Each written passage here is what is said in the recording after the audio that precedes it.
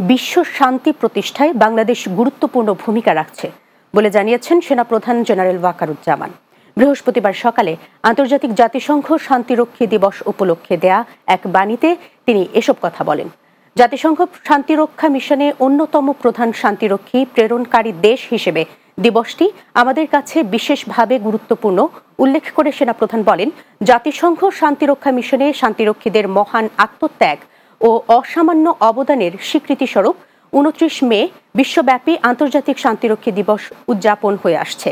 তিনি বলেন, বাংলাদেশ সেনাবাহিনী বিশ্ব শান্তি প্রতিষ্ঠায় অদ্যাবধি নিরলসভাবে কাজ করে যাচ্ছে এবং জাতিসংঘ শান্তিরক্ষা মিশনের অগ্রদূত হিসেবে নিজেদের প্রতিষ্ঠিত করতে সক্ষম হয়েছে। বিশ্ব শান্তি প্রতিষ্ঠায় বাংলাদেশ আজ একটি স্বীকৃত এবং অত্যন্ত গ্রহণযোগ্য নাম।